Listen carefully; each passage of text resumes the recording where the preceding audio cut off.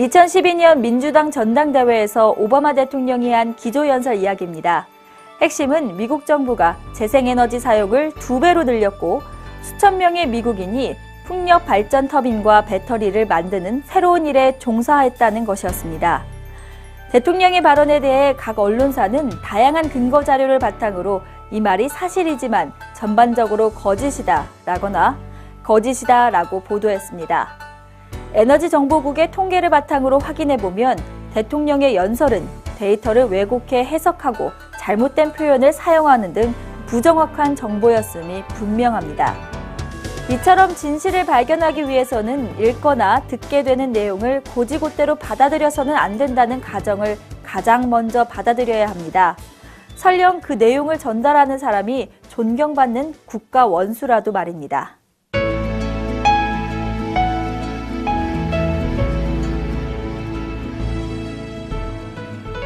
일반적으로 우리가 접하게 되는 정보는 서술적, 일화적, 통계적, 독선적 정보로 구분할 수 있습니다.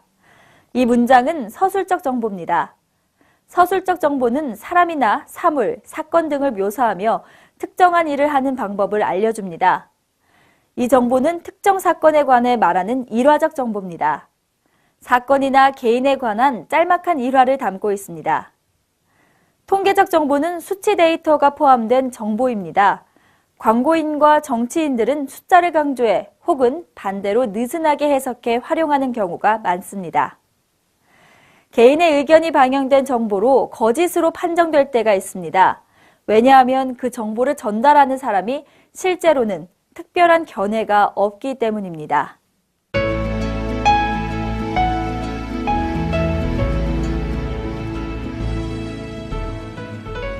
여러 가지 형식으로 정보가 들어올 때 몇 가지 위험 신호가 나타난다면 정보의 출처를 더 자세히 살피고 회의적인 태도를 유지해야 합니다. 정보원이 정보를 전달하는 방식을 살펴보고 어디선가 잘못됐을 수 있다는 힌트를 얻으세요. 첫째, 서술적 정보와 일화적 정보를 얻는 경우입니다. 이때 비어있는 부분이나 수상한 구석이 있다면 정보원에게 질문을 더 많이 해야 합니다. 자녀가 늦게 귀가한 경우 10시까지 집에 오기로 했잖아. 대체 뭘 하고 있었는데 11시 반이 돼서야 집에 온 거야? 라고 물으면 대개 자녀는 늦어진 90분에 대해 정확하게 설명하지 못합니다. 명확한 질문에 명확한 답을 하지 못한다면 회의적인 태도를 유지해야 합니다. 남편에게 이번 주에 왜 4일이나 야근을 했는지 물었을 때 남편이 모호하게 대답한다면 남편을 의심할 이유가 충분합니다. 상대방이 세부적인 정보에 지나치게 신경 쓰거나 중요한 정보에 신경을 덜 쓰는 것 같다면 경계를 늦춰서는 안 됩니다.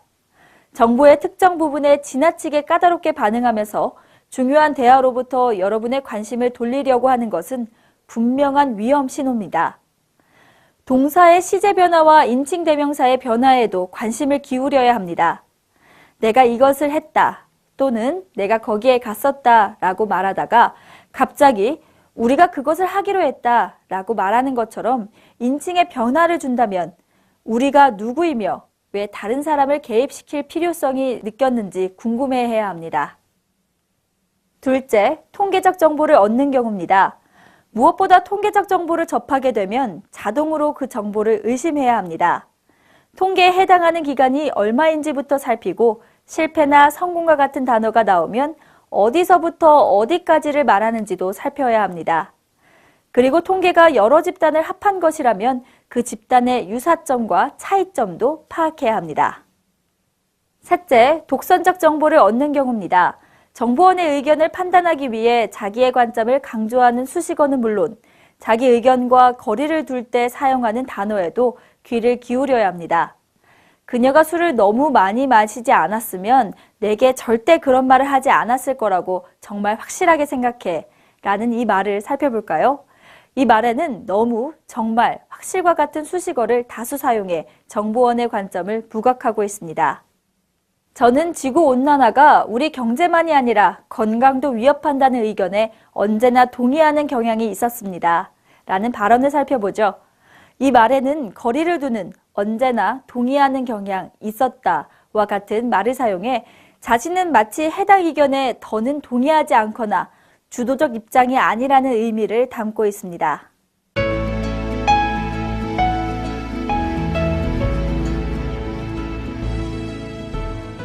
누군가의 말과 행동에 관한 믿을 만한 기준을 확립하려면 그 사람이 스트레스를 받지 않았을 때 관찰해야 합니다.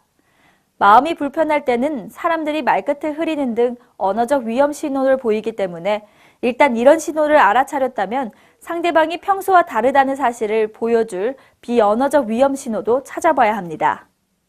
뉴로 링귀스틱 프로그래밍이라 부르는 NLP에 따르면 눈의 자동적인 움직임은 특정 사고 과정과 연관된 경우가 많은데요. 눈의 움직임은 숙고, 계산, 그리고 무엇인가에 대한 깊은 감정을 나타냅니다.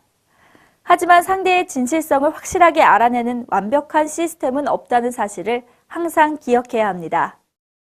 근육은 감정에 관한 신뢰할 만한 정보를 전달합니다. 의도적이지 않은 표정, 즉 얼굴에 나타나는 즉흥적인 반응을 통해 감정을 발견할 수 있습니다.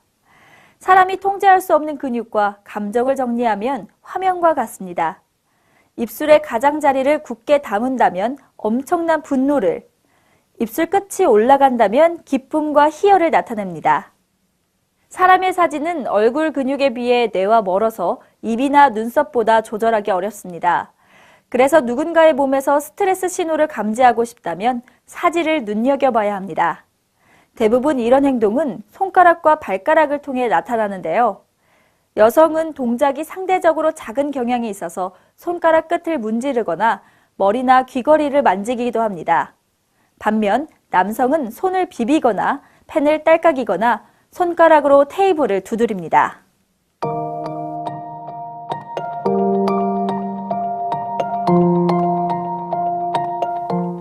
1999년 사이클 선수 랜스 암스트롱이 경기력 향상을 위해 금지 약물을 복용한다는 소문이 퍼졌습니다. 같은 해 8월 암스트롱은 이 소문에 관해 공개적으로 입장을 밝혔습니다. 그런데 이상하게도 어느 순간부터 자신을 3인칭으로 표현하기 시작했습니다. 예전부터 여러 가지 이유로 랜스 암스트롱을 싫어하는 사람이 있었습니다. 그가 더 수준 높은 경기를 하지 못할 것이라는지 평판이 나빠질 위험이 있다는 이야기가 많았습니다. 이 일화의 정보원은 랜스 암스트롱 자신입니다. 정보원이 특정 사건의 책임이 자신에게 있다는 것을 인정하기 어려워 무의식적으로 혹은 의식적으로 1인칭 대명사를 3인칭으로 바꿨을 가능성이 높습니다.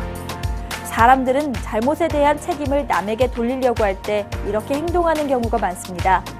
실제로 암스트롱은 금지 약물을 복용했습니다.